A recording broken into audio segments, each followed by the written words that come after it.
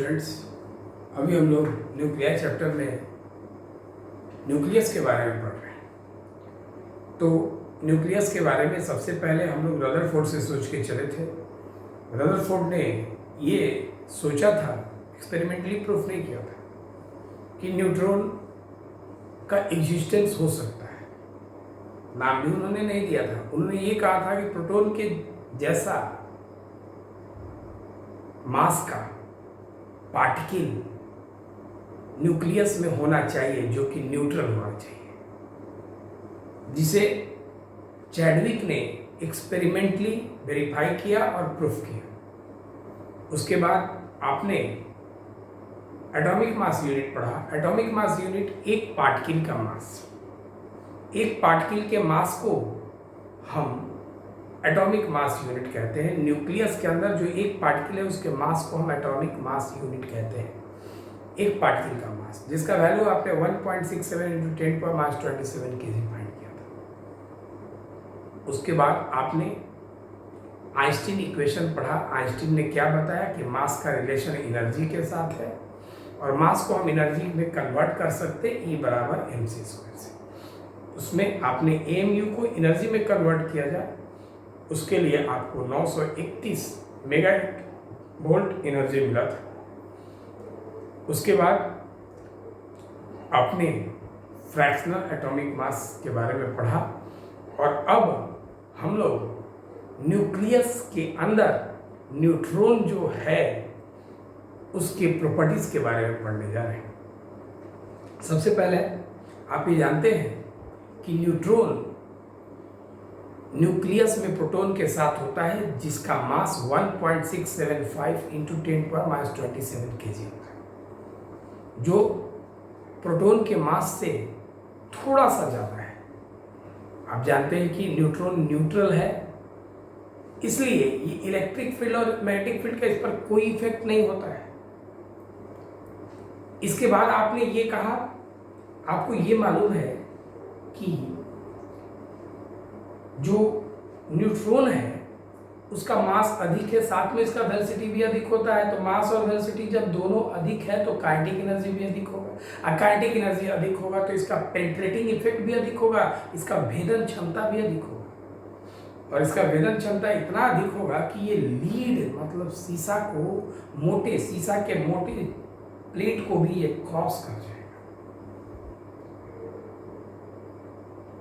इस तरह की इसमें प्रॉपर्टी है। इसका मोशन फास्ट होता है, तो स्लो करने के लिए इसे हम ग्रेफाइट हार्ड वाटर या पैराफिन वैक्स से टकराते हैं। 1 मेगा इलेक्ट्रॉन वोल्ट या उससे ज़्यादा एनर्जी वाले को हम फास्ट मूविंग न्यूट्रॉन कहते हैं, और 1 इलेक्ट्रॉन वोल्ट वाले एनर्जी को जिनका होता है या इससे कम होता है तो इसको हम लोग स्लो मूविंग न्यूट्रॉन कहते हैं। इसी तरह का प्रॉपर्टी यहाँ लिखा हुआ है। अब देखिए इसमें पहला प्रॉपर्टी क्या है, neutron is a fundamental particle. ये फंडामेंटल पार्टिकल है which is present in nucleus, जो कि न्यूक्लियस में है विथ प्रोटॉन, जो प्रोटॉन के साथ है, having mass 1.67 × 10⁻27 kg which is slightly greater than the mass of neutron. जिसका मास इतना है जो neutron which is slightly greater than the mass of proton, जो प्रोटॉन के मास से अधिक है। अब देखिए ध्यान से, चूंकि इसमें कोई चार्ज नहीं है इसलिए इसका इलेक्ट्रिक फील्ड और मैग्नेटिक फील्ड पर कोई इफेक्ट नहीं है। चूंकि इसका वेलोसिटी और मास जो है लार्ज है, बड़ा है, इसलिए इसका काइनेटिक एनर्जी भी बड़ा होगा, जिसके कारण पेनिट्रेटिंग इफेक्ट भी अधिक होगा। और इसका पेनिट्रेटिंग इफेक्ट अधिक होगा तो it can penetrate A thick plate of lead, माने शीशा के मोटे प्लेट को भी पार कर जाएगा। चूंकि न्यूट्रॉन चार्जलेस है और इसका हाई एनर्जी है, इसलिए ये जो है न्यूक्लियस, अच्छा एक चीज समझने की बात करें, जैसे ये न्यूक्लियस पॉजिटिव चार्ज है, क्योंकि इस पर कोई चार्ज नहीं है। अगर चार्ज होता तो डिविएशन होता, लेकिन जब इसमें कोई चार्ज नहीं है तो डिविएशन का सवाल ही नहीं उठता है। तो कहने का मतलब है कि therefore it penetrates into the nucleus, ये न्यूक्लियस के अंदर चला जाएगा, है ना, विदाउट एनी डिविएशन, बिना कोई डिविएशन के। That's why it is used in nuclear dissociation and nuclear fission। चूंकि ये इसमें चार्ज नहीं है तो ये न्यूक्लियस के अंदर चला जाएगा। अंदर जाने का मतलब ये न्यूक्लियर रिएक्शन प्रोड्यूस करता है, जो न्यूक्लियर फिजन होगा या न्यूक्लियर डिसोसिएशन होगा। Mostly as compared to alpha particle और प्रोटॉन, माने अल्फा पार्टिकल और प्रोटॉन से ज्यादा इसका यूज किया जाता है न्यूट्रॉन का न्यूक्लियर फिजन में और डिसोसिएशन में। When fast moving neutron collides with hard water, graphite और paraffin wax, जब फास्ट मूविंग इलेक्ट्रॉन न्यूट्रॉन को आप हार्ड वाटर, ग्रेफाइट और पैराफिन वैक्स के साथ टकराते हैं, then its speed gets decrease, इसका स्पीड कम हो जाता है। Slow moving neutron is used for nuclear dissociation. Slow moving neutron होता है जिसे हम न्यूक्लियर डिसोसिएशन के लिए यूज करते हैं। न्यूक्लियर डिसोसिएशन के लिए यूज करने का मतलब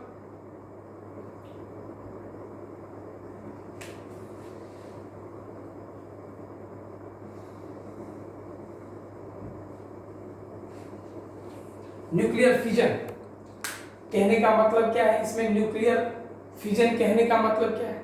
जैसे मान लीजिए स्लो मूविंग है न्यूट्रॉन, तो ये न्यूक्लियस के पास जाएगा, तो न्यूक्लियस के पास जाने के बाद स्लो मूविंग है, तो ये अधिक समय तक न्यूक्लियस के साथ ये रह पाएगा, अधिक समय तक ये न्यूक्लियस के साथ। फास्ट होता तो तुरंत निकल जाता है, लेकिन स्लो है तो इसलिए ये न्यूक्लियस के साथ ज्यादा समय तक रह सकता है और इसका न्यूक्लियर फिजन या न्यूक्लियर डिसोसिएशन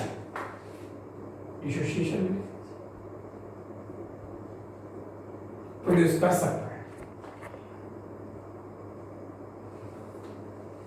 अब देखिए ध्यान से,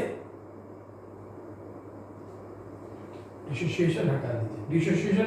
डिसोसिएशन क्या होता है, देखिए ये वेरी स्लो यूज करते हैं फिजन के टाइप में, और स्लो मतलब फास्ट के कंपैरिजन में होता है dissociation. Neutron having energy either 1 mega electron volt और greater than, 1 mega electron volt या इससे अधिक वाले न्यूट्रॉन को आप फास्ट मूविंग इलेक्ट्रॉन कहते हैं। 1 मेगा इलेक्ट्रॉन वोल्ट का मतलब होता है 1.6 × 10⁻13 जूल।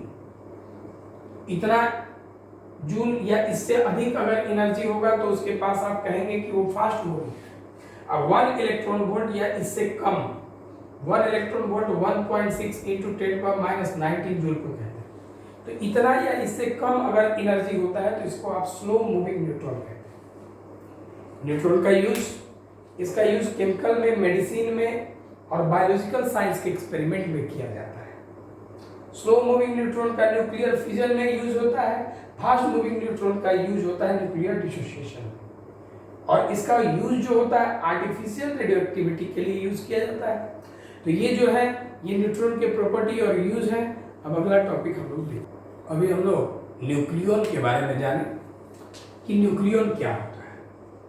तो सबसे पहले आप जानते हैं कि अगर कोई एटम है तो उस एटम के न्यूक्लियस में 2 चीज होते हैं, और वो होते हैं न्यूट्रॉन और proton.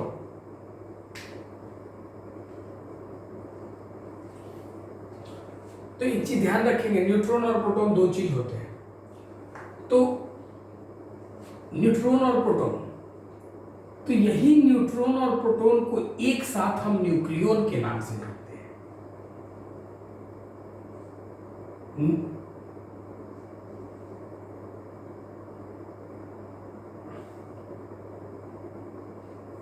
Neutron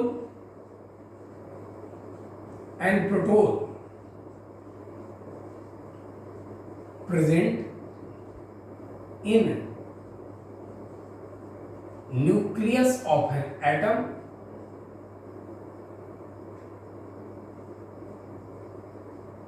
and they all are together, उन्हें एक साथ, they all are together may be called as nucleon. Neutron और प्रोटॉन जो है वो न्यूक्लियस के अंदर, एटम के न्यूक्लियस में होते हैं और उन्हें एक साथ हम न्यूक्लियन कह सकते हैं। इसके बाद न्यूट्रॉन और प्रोटॉन, न्यूक्लियस में 2 चीज होते हैं, न्यूट्रॉन और प्रोटॉन। न्यूट्रॉन प्रोटॉन को एक साथ हम न्यूक्लियन के नाम से जानते हैं। अब हमको पढ़ना है न्यूक्लियर से।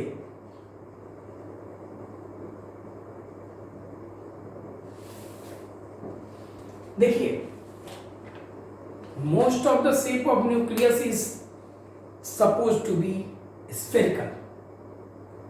ज्यादातर न्यूक्लियस का जो शेप है वो स्फेरिकल है, लेकिन 10% ये डेविएट कर जाता है। स्फेरिकल प्रॉपर्टी से 10% लगभग ये डेविएट कर जाता है।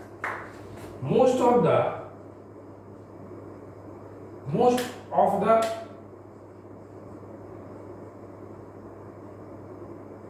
shape of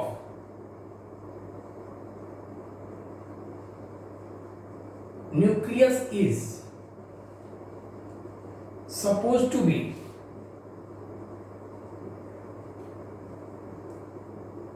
spherical, but about 10% gets deviated from it। ज्यादातर जो शेप है वो हम लोग न्यूक्लियस का स्फेरिकल मानते हैं, लेकिन 10% जो है इससे ये डेविएट कर जाता है। ध्यान रखिएगा बात को अच्छी तरह से। अब हम लोग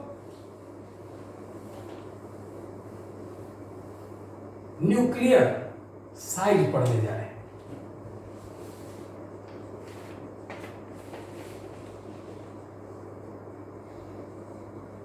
जैसे न्यूक्लियर साइज क्या होता है, तो ध्यान रखेंगे। जैसे मान लिया जाए कि ये कोई न्यूक्लियस है, तो न्यूक्लियस के अंदर होता है न्यूट्रॉन और प्रोटॉन, और न्यूट्रॉन प्रोटॉन के टोटल नंबर को हम मास नंबर के कहते हैं। थोड़ा सा ध्यान देंगे, ये जो है साइज है। तो सबसे पहला चीज, एक चीज ध्यान रखिए, इसमें कहने का मतलब है कि अभी आपने पढ़ा था कि ये न्यूक्लियस है, और न्यूक्लियस को आपने माना क्या है, स्फेरिकल। अब सुनिए बात को ध्यान से, अच्छी तरह से ध्यान दीजिएगा, हर चीज को कॉन्सेप्चुअली समझिए, बात को अच्छी तरह से। हमने ये कहा कि इसके अंदर न्यूट्रॉन और प्रोटॉन है, न्यूक्लियस के अंदर न्यूट्रॉन और प्रोटॉन है। जिसके अंदर कुछ रह पाता है, इसका मतलब है कि उसमें वॉल्यूम होता है। तो इसका शेप जो होगा, आप सोच सकते हैं, शेप वॉल्यूमेट्रिक होगा। क्यों? क्योंकि हम कहते हैं कि न्यूक्लियस के अंदर न्यूट्रॉन और प्रोटॉन है, और जिसके अंदर पार्टिकल होते हैं वो तो वॉल्यूमेट्रिक शेप रखेगा। अब वॉल्यूमेट्रिक शेप में ये कैसा रखा, तो स्फेरिकल शेप रखा है। ये बात को थोड़ा सा ध्यान रखेंगे, 10% डिविएट भी करता है, इसको भी बात आप याद रखेंगे।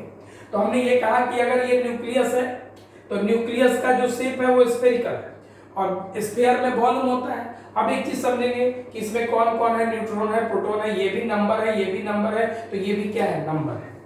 अब एक चीज सुनिए, पार्टिकल तो होता क्या है, तो ये जो है न्यूट्रॉन का नंबर, ये प्रोटॉन का नंबर, ये टोटल नंबर पार्टिकल का।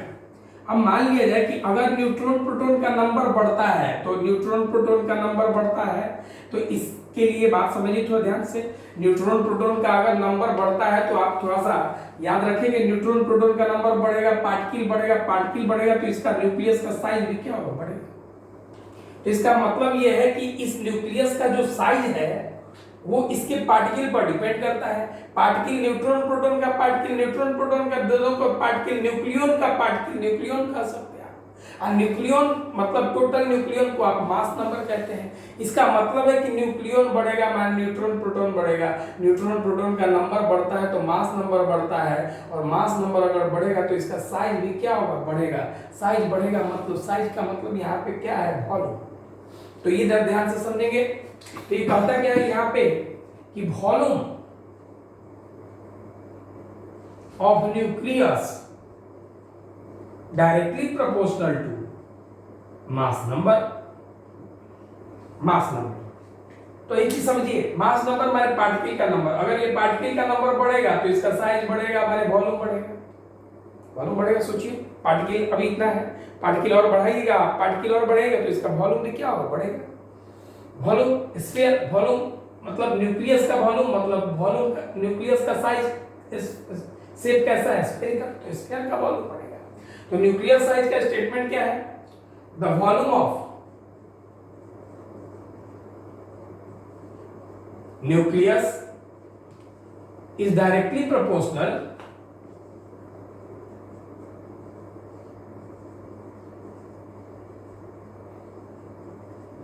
to the, बोल सकते हैं, total number of neutron and proton, और न्यूक्लियॉन्स भी बोल सकते हैं, और नहीं तो आप मास नंबर भी बोल सकते हैं। न्यूक्लियॉन्स बढ़ा मान न्यूट्रॉन प्रोटॉन बढ़ा, या मास नंबर बढ़ा, तो अगर ये मास नंबर बढ़ता है तो इसका साइज भी क्या होता है? बढ़ता है। साइज बढ़ता है मतलब इसका वॉल्यूम बढ़ता है, तो volume is directly proportional to mass number. तो वॉल्यूम किसका? तो न्यूक्लियस का। न्यूक्लियस का शेप कैसा है? स्फीयर का। तो वॉल्यूम ऑफ न्यूक्लियस माने वॉल्यूम ऑफ स्फीयर। इसके रेडियस को अगर आप r सपोज कर लेते हैं तो वॉल्यूम ऑफ स्फीयर हो गया 4/3 pi r cube, directly proportional to mass number a। 4/3 pi r cube, proportional हटा तो कांस्टेंट लगा k,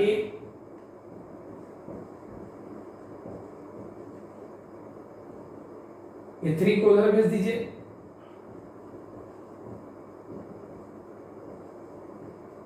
और पाई को इसके नीचे ला दीजिए, क्यूब उधर जाके क्यूब रूट हो जाएगा,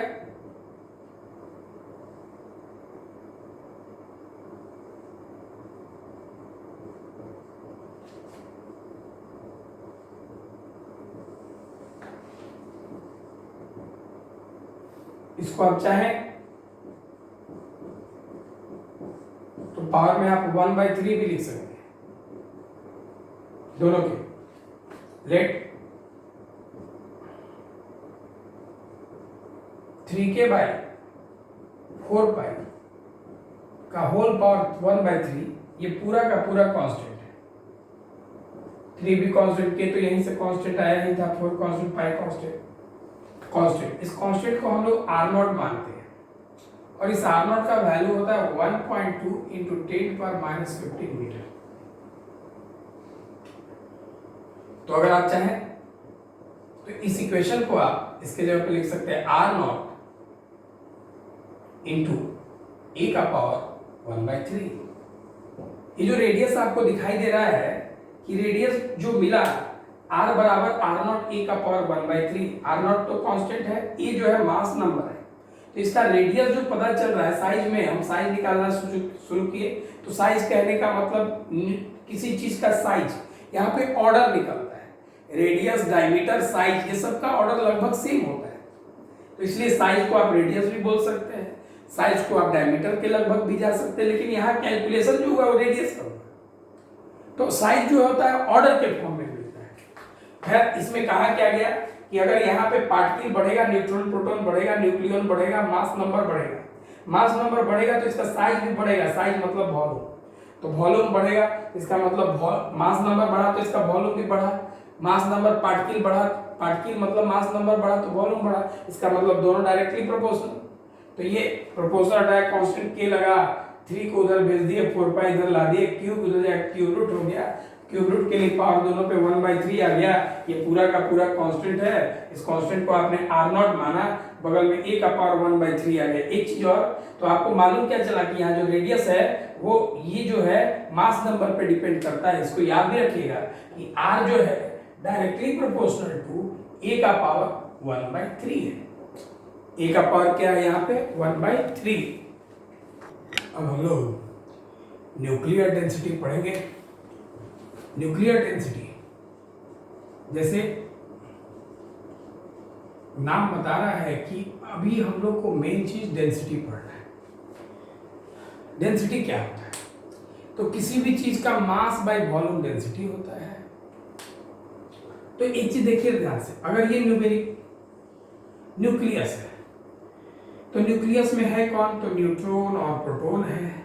न्यूट्रॉन और प्रोटॉन के नंबर को मिला के आप मास नंबर कहते हैं, टोटल नंबर ऑफ पार्टिकल हो गया ये न्यूक्लियस है।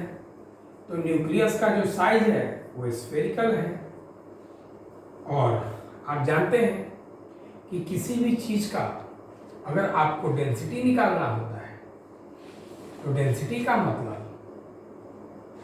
मास बाय वॉल्यूम होता है। तो अगर आपको न्यूक्लियर डेंसिटी निकालना है तो न्यूक्लियर डेंसिटी मतलब न्यूक्लियस का डेंसिटी निकालना है, तो मास भी चाहिए न्यूक्लियस का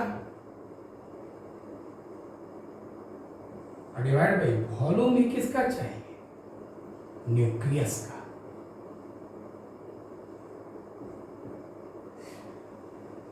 तो न्यूक्लियर डेंसिटी का मतलब मास ऑफ न्यूक्लियस में अगर आप वॉल्यूम ऑफ न्यूक्लियस डिवाइड कर देते हैं तो आपको न्यूक्लियर डेंसिटी मिलता है।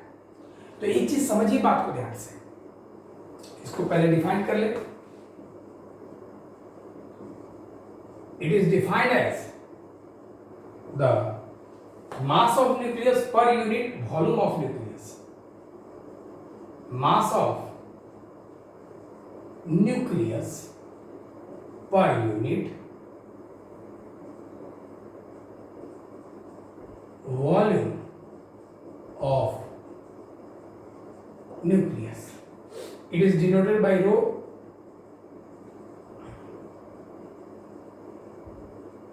इसको भी हम रो से डिनोट करते हैं। अब खैर इसके कैलकुलेशन से पहले, रो निकालने से पहले मास और वॉल्यूम आपको चाहिए, तो थोड़ा सा ध्यान देंगे आप। तो अगर आप मास ऑफ न्यूक्लियस निकालते हैं तो थोड़ा सा ध्यान देंगे,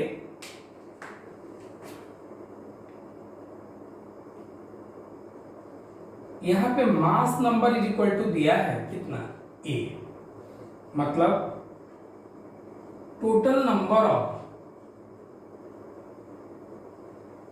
पार्टिकल्स इन न्यूक्लियस, मतलब न्यूट्रॉन और प्रोटॉन मिला के कितना है, ए है। न्यूट्रॉन और प्रोटॉन मिला के पार्टिकल कितना है, ए है। और आप जानते हैं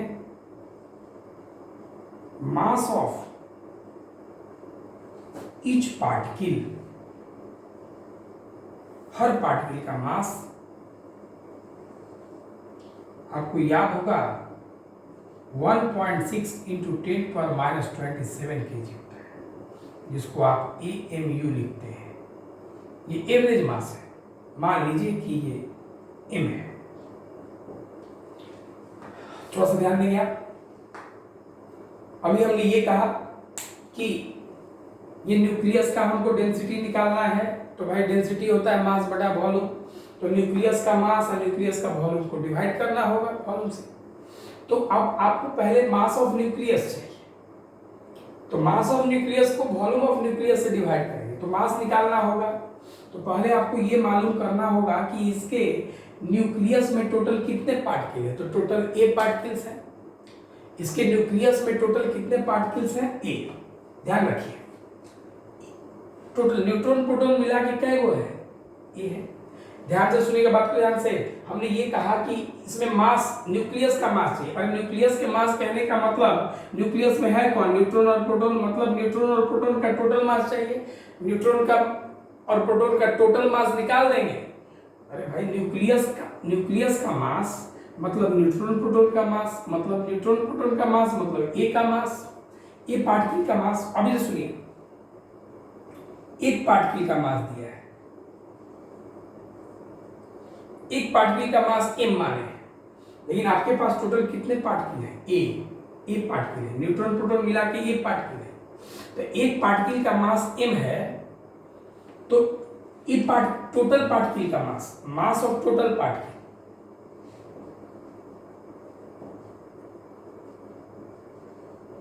एक पार्टिकल का m है तो दो पार्टिकल का 2m, तीन पार्टिकल का 3m। तो टोटल पार्टिकल है कितना, a। तो a पार्टिकल का टोटल पार्टिकल का मास a इंटू m। तो टोटल पार्टिकल का मास मतलब कि मास ऑफ न्यूक्लियन, न्यूक्लियन मतलब न्यूट्रॉन प्रोटॉन का मास। न्यूक्लियन के जगह आप न्यूट्रॉन प्लस प्रोटॉन का मास लिख सकते हैं। और न्यूट्रॉन प्रोटॉन का मास मतलब कि न्यूक्लियस का मास।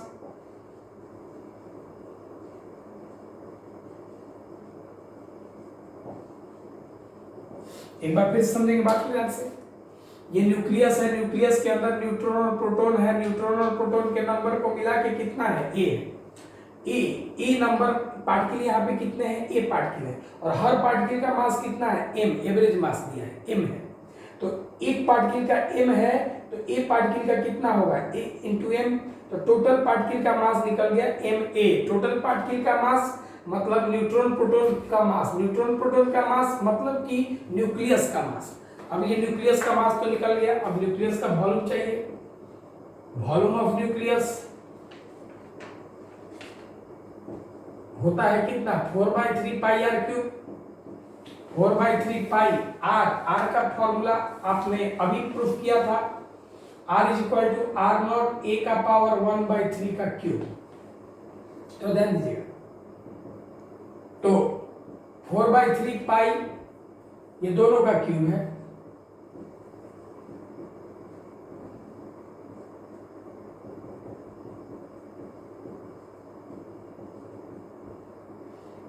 तो वॉल्यूम ऑफ न्यूक्लियस मिला 4/3 पाई आर नॉट क्यूब का ए। एक बार फिर से सुनेंगे ध्यान से।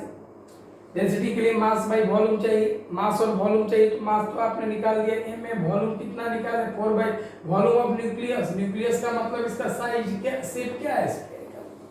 तो स्फीयर का volume 4/3 pi R cube. R का फॉर्मूला होता है आर नॉट ए का पावर 1/3 का क्यूब। तो एक ही का दोनों का क्यूब है, कर दिए क्यूब, इसका भी क्यूब, 3 कट गया, इतना है। तो मास ऑफ न्यूक्लियस, तो न्यूक्लियस का मास कितना है M A. Volume of nucleus 4/3 pi R naught cube into A से कट गया,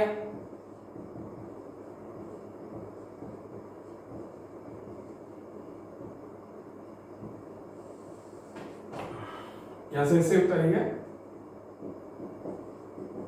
3 ऊपर चला जाएगा।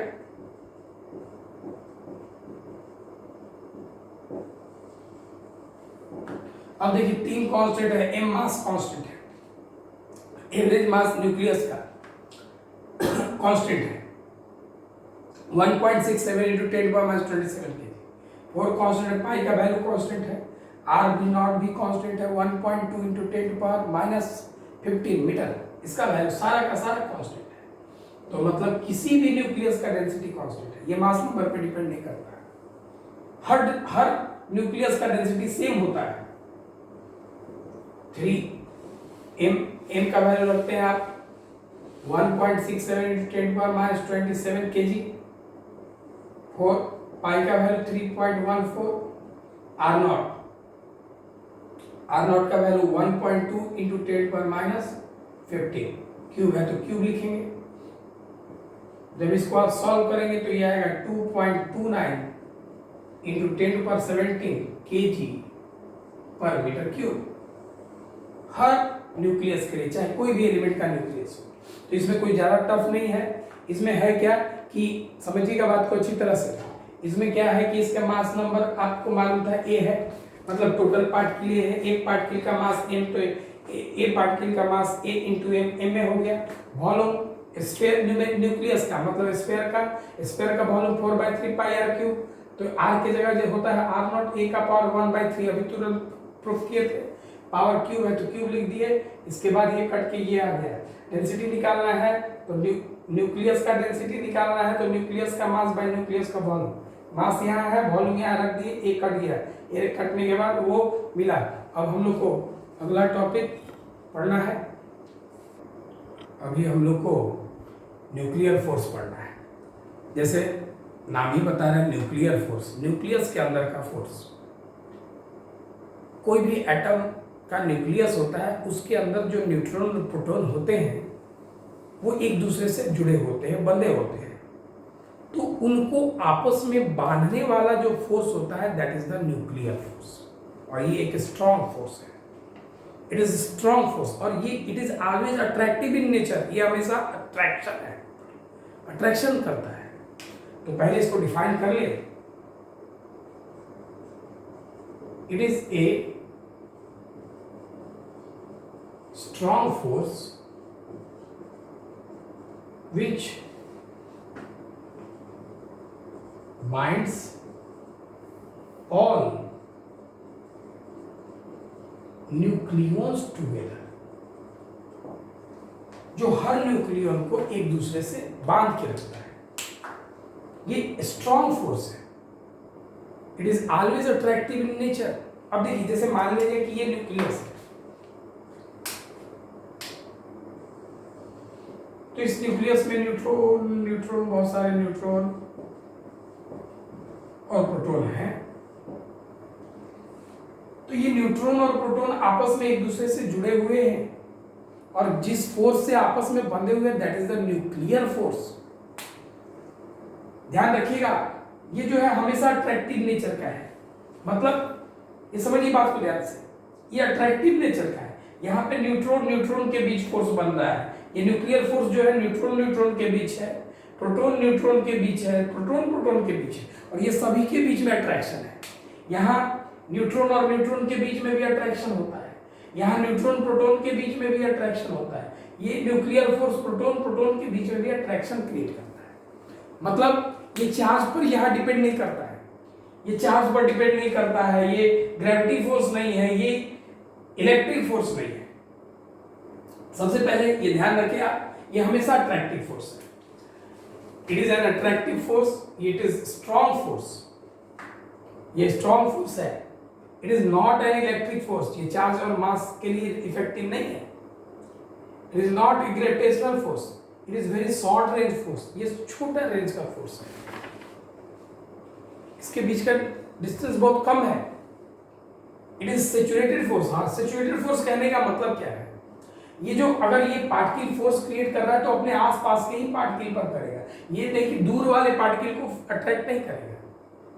ध्यान रखिए आप, ये it does not depends upon charge, ये चार्ज पे डिपेंड नहीं करता। अगर ये चार्ज पे डिपेंड करता तो पॉजिटिव रिपल्सन करके न्यूक्लियस को तोड़ देता। It is not a central force, ये सेंट्रल फोर्स भी नहीं है। क्यों? क्योंकि अभी कुछ देर पहले बताया था कि ये स्फेरिकल शेप रहे जरूरी नहीं है, 10% डेविएशन भी है, तो ये सेंट्रल फोर्स नहीं है। It does not obey the inverse square law. जैसे आप मालूम है कि force is inversely proportional to R square, ऐसा इसमें कोई रिलेशन नहीं है, इसका कोई मैथमेटिकल फॉर्म भी नहीं है। It does not depends on spin quantum और एंगुलर मोमेंटम ऑफ न्यूक्लियाई। ये जो है स्पिन क्वांटम और एंगुलर मोमेंटम न्यूक्लियाई पर डिपेंड करता है, इसका कोई मैथमेटिकल फॉर्म भी नहीं है।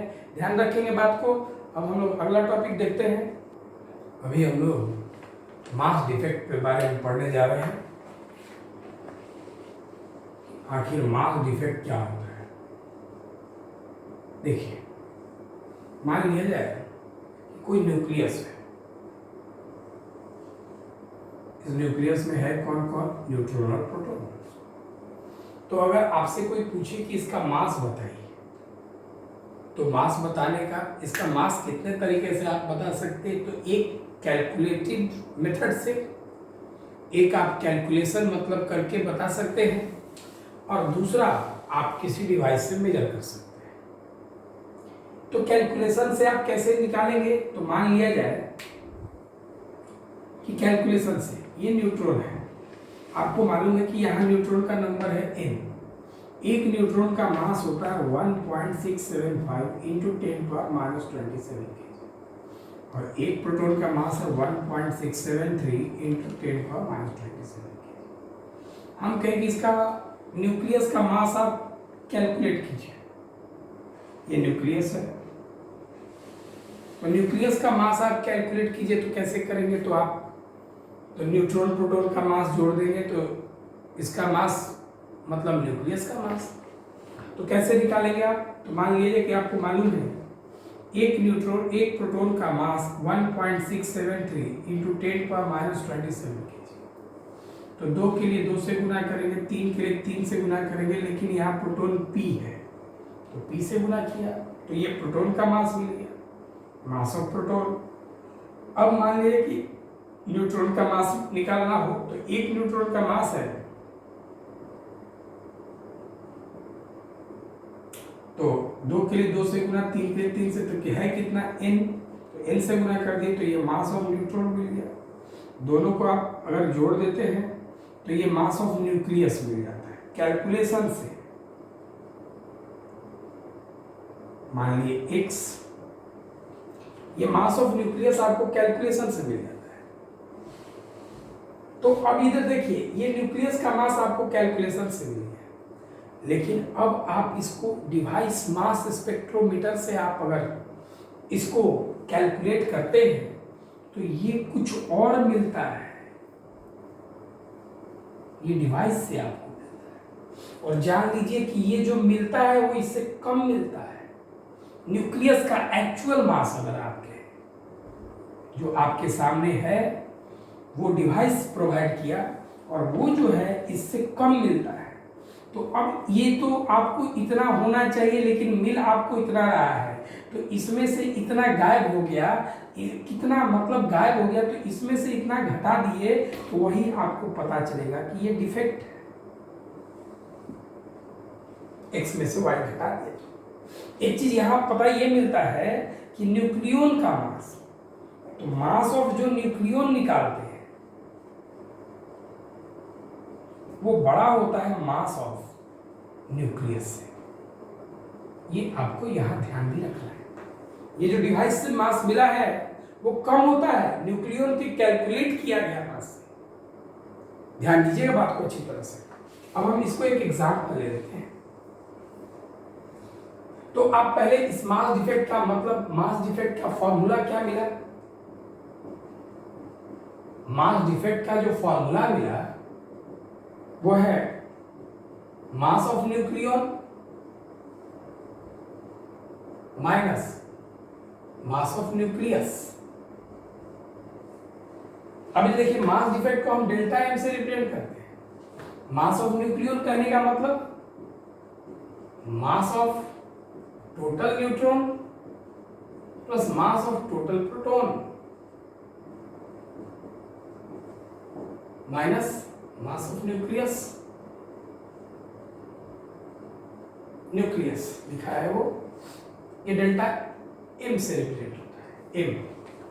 अब देखिए थोड़ा ध्यान से, एक हम एटम सपोज करते हैं,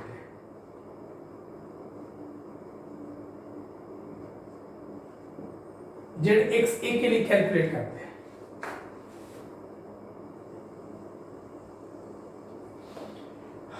अब देखो आप थोड़ा ध्यान से, अब इसमें ये एटॉमिक नंबर है, तो number of proton atomic number के बराबर होता है जेड, और नंबर ऑफ न्यूट्रॉन कितना होगा, तो ए में से जेड घटा दो आप। मास ऑफ वन न्यूट्रॉन मान लो आप mn, mass of one proton मान लो आप mp। तो थोड़ा सा ध्यान देंगे आप,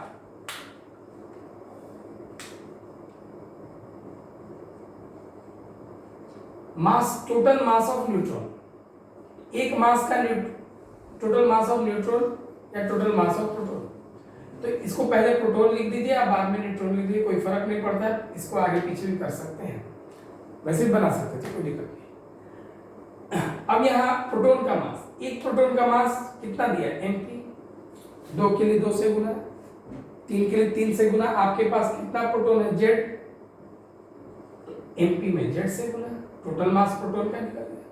मास ऑफ न्यूट्रॉन, एक मास, एक न्यूट्रॉन का मास mn, 2 के लिए 2 से गुना, 3 के लिए 3 से गुना, लेकिन है कितना आपके पास, तो a माइनस जेड है, तो a माइनस जेड से गुना। अब मास ऑफ न्यूक्लियस गिवन होता है, तो मास ऑफ न्यूक्लियस मान लीजिए दिया हो बड़ा एन, तो इसमें से आप क्या करोगे, बड़ा एन घटा दोगे। ये आपको मिला मास डिफेक्ट। तो मास डिफेक्ट का फॉर्म डिफिनेशन क्या होता है, इट इज डिफरेंस बिटवीन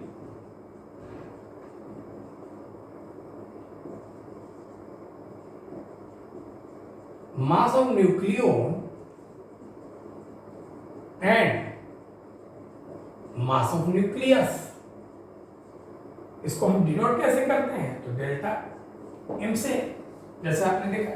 अच्छा एक चीज समझने की बात को, हमने ये कहा कि मास डिफेक्ट होता क्या है, अरे मास डिफेक्ट होता क्या है, तो आपने कैलकुलेशन का जो मास आपके सामने है उसमें से आपने डिवाइस के मास को आपने घटा दिया, तो मतलब रियलिटी में मास इतना होना चाहिए था लेकिन मिला इतना, तो ये मतलब इतना में से इतना घटा है, तो इतना में से इतना घटा है, इसका मतलब है कि आपका इतना मास डेल्टा एम क्या है, मास डिफेक्ट है, इतना मास कम हो गया। रियलिटी में आपको इतना होना चाहिए था लेकिन मिला इतना, तो इतना में से इतना घटा है, तो पता चला कि इतना गायब हो गया। थोड़ा सा ध्यान देंगे, आप बात को अच्छी तरह समझेंगे। हम जो बताना चाहते हैं, न्यूक्लियस का मास आपको कैलकुलेशन से इतना मिला, इतना होना चाहिए था, कैलकुलेशन से इतना होना चाहिए था, लेकिन मिल कितना रहा, इतना। तो इसका मतलब है कि कुछ गायब हो गया। कितना गायब हुआ, तो इतने में से ये घटा दिए, तो वो डेल्टा एम गायब हो गया। तो डेल्टा एम जो गायब हो गया, इतना मास जो है घटाने पर इतना मास गायब हो गया। अरे तो ये मास जो गायब हुआ वो कहाँ गया? अरे ये जो मास है वो एनर्जी में यूज हो रहा है। मास का कन्वर्सन एनर्जी में होता है। आइंस्टीन ने बताया था कि जहां मास है वहां मास को एनर्जी में कन्वर्ट किया जा सकता है। तो यही वो मास डिफेक्ट है जो एनर्जी में कन्वर्ट हो रहा है, और यही जो एनर्जी है वो न्यूक्लियस के पार्टिकल को, न्यूक्लियन को बांध के रखा। ये मास डिफेक्ट वाला ही एनर्जी है। ये मास डिफेक्ट डेल्टा एम जो घट के जो गायब हुआ मास है, इतना होना चाहिए, इतना मिल रहा है, तो ये इतना में से इतना घटा के दिए, तो डेल्टा एम गायब हुआ मास है, जो मास गायब हुआ। और ये जो गायब हुआ मास है वो कर क्या रहा है? तो वो एनर्जी क्रिएट कर रहा है, और वही एनर्जी जो क्रिएट कर रहा है वो न्यूक्लियस के पार्टिकल को बाइंड कर रहा है।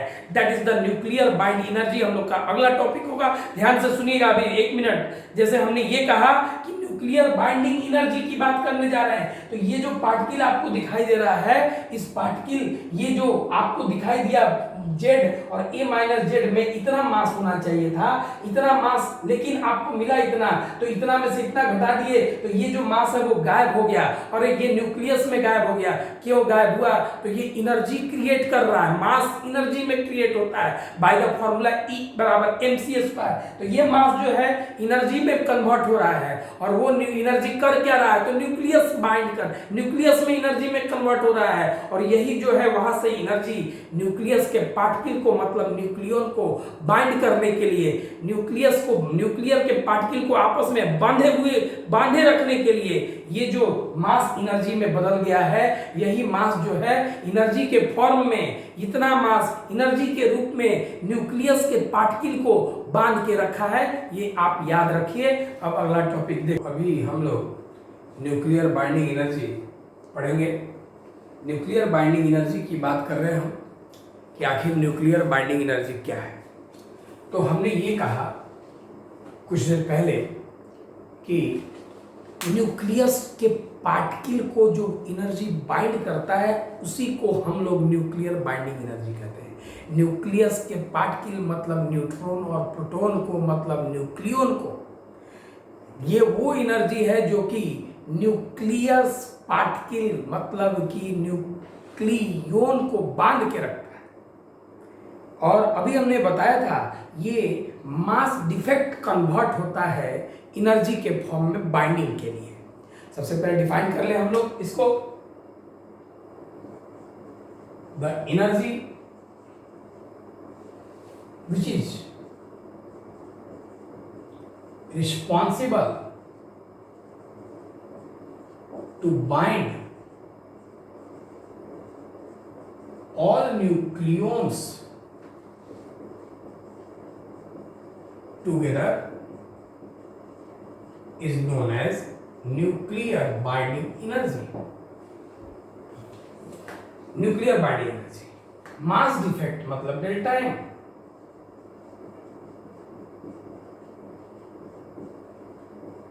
converted to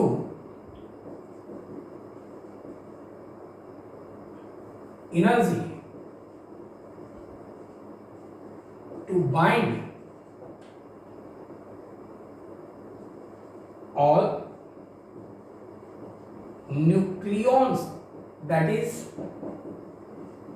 in form of nuclear binding energy. Mass defect की एनर्जी के फॉर्म में कन्वर्ट हुआ न्यूक्लियन को बांधने के लिए, न्यूक्लियर बाइंडिंग फॉर्म में। एक चीज और, अच्छा, न्यूक्लियस को मान लिया जाए कि ये न्यूक्लियॉन्स है, इसको एक दूसरे को बांधने के लिए एनर्जी चाहिए। वो कौन सा एनर्जी है, जो भी है, तो जितना एनर्जी से ये एक दूसरे को बांध के रखा है, इनको सेपरेट करने के लिए भी उतना ही एनर्जी देना होगा, अलग करने के लिए भी। तो आप कह सकते हैं कि वो एनर्जी जिनसे इनको अलग किया जा सके, मतलब जितना से ये बांध के रखा है उतना ही कम से कम एनर्जी देंगे तो ये अलग हो जाएंगे। बाहर से एनर्जी ये बांध के रखा है अंदर में आपस में, जिस एनर्जी से उतना एनर्जी आप इसको बाहर से प्रोवाइड करते हैं, इसको बाहर से एनर्जी प्रोवाइड करते हैं, जितना से ये बांध के रखा है तो ये जो है अलग हो जाएगा, सेपरेट हो जाएगा। तो मतलब अंदर से नापे तो कहे बाइंडिंग, अब बाहर से एनर्जी जो दी है वो कहे कि तोड़ने के लिए, अलग करने के लिए। The energy required to separate all nucleus, वो एनर्जी जिससे कि हम न्यूक्लियन को सेपरेट कर दें, that is the nuclear binding energy. मतलब जितना से बांधा है उतना ही से ये सेपरेट भी होगा, एक्सटर्नल से, बाहर से दे देंगे। The energy which is externally supplied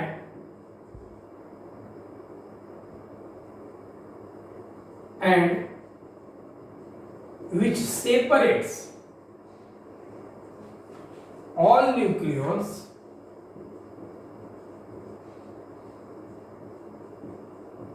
are known as nuclear binding energy. जितना से बांध के रखा वो न्यूक्लियर बाइंडिंग एनर्जी, जितना से बांधा है उतना ही एनर्जी देंगे तो टूट भी जाएगा, वो भी एनर्जी बाहर से एनर्जी जो देते हैं वो न्यूक्लियर बाइंडिंग एनर्जी। अभी आपने देखा कि अगर कोई एलिमेंट है ZXA, इस एलिमेंट के लिए न्यूक्लियर बाइंडिंग एनर्जी जो है निकाल रहे हैं, तो ये मास डिफेक्ट का एनर्जी है। मास डिफेक्ट माने delta M into C square. तो न्यूक्लियर बाइंडिंग एनर्जी निकाले तो डेल्टा M का वैल्यू कितना था, Z into M P plus A minus Z into Mn minus given nucleus mass into C square. ये हो गया न्यूक्लियर बाइंडिंग एनर्जी। अब एक चीज और समझेंगे, अब इसमें एक और चीज पूछता है,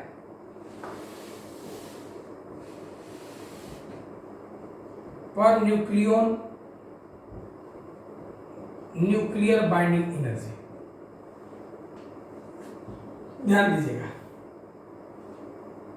per nucleon nuclear binding energy. तो ये क्या होता है, न्यूक्लियर बाइंडिंग एनर्जी को आप मास नंबर से डिवाइड कर देते हैं। न्यूक्लियर बाइंडिंग एनर्जी मतलब delta M into C square divide by इसका मास नंबर कितना है, ए से डिवाइड करें। कैसे, इसे सुनिए। अब देखिए ध्यान से, आपके पास टोटल कितने पार्टिकल हैं, ए। तो ए पार्टिकल को डिवाइड करने, ए पार्टिकल को आप इतना एनर्जी देंगे तो वो सेपरेट हो जाएगा। मान लिया जाए कि 10 पार्टिकल को सेपरेट करना हो तो इतना एनर्जी दिए, और तो एक पार्टिकल को से 10 पार्टिकल के लिए आप इतना एनर्जी दिए, तो एक के लिए क्या करेंगे, 10 से डिवाइड। उसी तरह से आपने ए पार्टिकल को सेपरेट करने के लिए इतना चाहिए, इतना जो कहिए, दोनों का मतलब एक है। ए पार्टिकल को डिवाइड करने के लिए आपने सेपरेट करने के लिए इतना एनर्जी दिया, तो एक के लिए क्या करेंगे, ए से डिवाइड। तो वही एक के लिए पर न्यूक्लियन 10 को अगर सेपरेट करना हो तो इतना दिए, ए को सेपरेट करना हो तो इतना दिए, तो एक को क्या कितना देंगे आप, हर पार्टिकल को सेपरेट करने के लिए, माने एक प्रत्येक को सेपरेट करने के लिए, तो उससे आप डिवाइड कर दीजिए। माने एक के लिए इतना किए तो एक के लिए कितना करना पड़ा, तो ए से डिवाइड कर दिए। तो ये हुआ हमारा न्यूक्लियर बाइंडिंग एनर्जी, और ये per nucleon nuclear binding energy. हम न्यूमेरिकल देखते हैं इस पर। अभी हम लोग इस न्यूमेरिकल को सॉल्व करेंगे, इसमें हमें mass defect, nuclear binding energy और बाइंडिंग एनर्जी पर न्यूक्लियर फाइंड करना है 2He4 के लिए, जहाँ मास ऑफ दिया है हीलियम का इतना है, ये न्यूक्लियस का मास गिवन m है।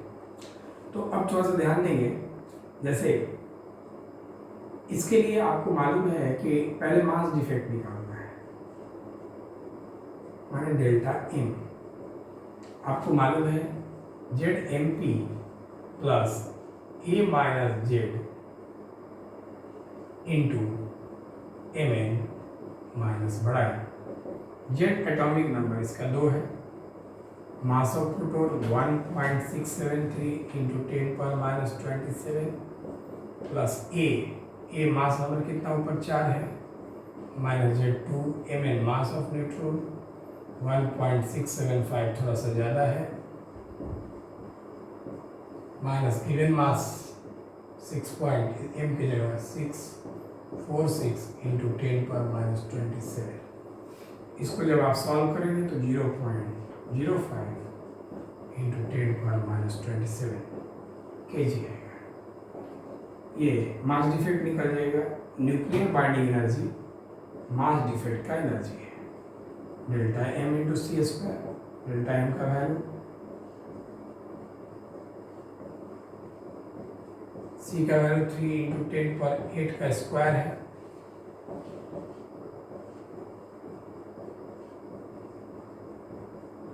नौ 16 9 5 45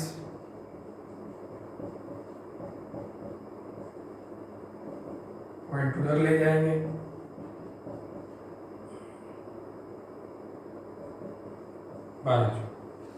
कह रहा है कि बाइंडिंग एनर्जी पर न्यूक्लियर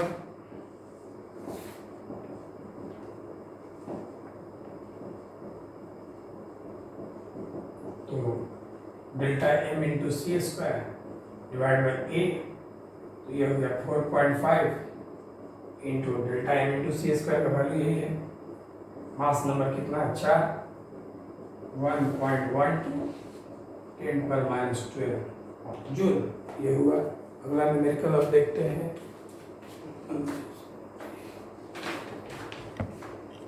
अब इस न्यूमेरिकल को सॉल्व करते हैं हम लोग। Obtain approximately the ratio of nuclear radius इसका इनका। तो सबसे पहले Fe 2656 है,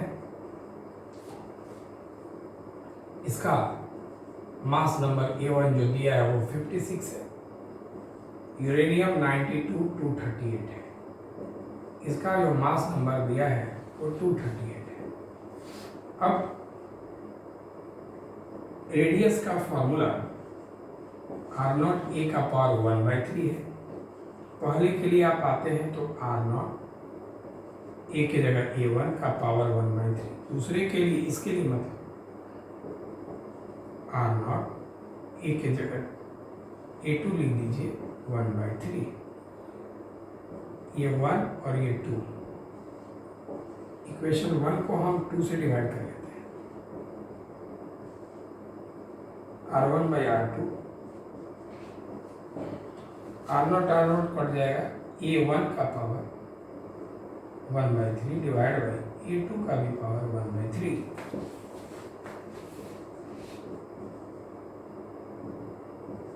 A1 बाई A2 का होल पावर 1/3।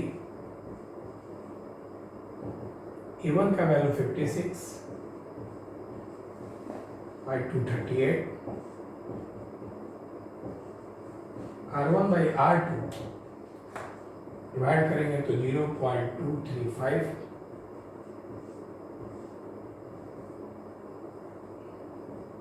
1/3 पावर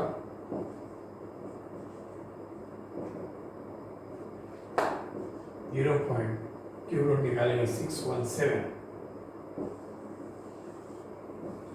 अब डेंसिटी के लिए आप जानते हैं किसी का भी डेंसिटी हो 2.29 इंटू 10⁻17 kg/m³, चाहे वो पहले का हो और दूसरे का हम बताए थे कांस्टेंट होता है।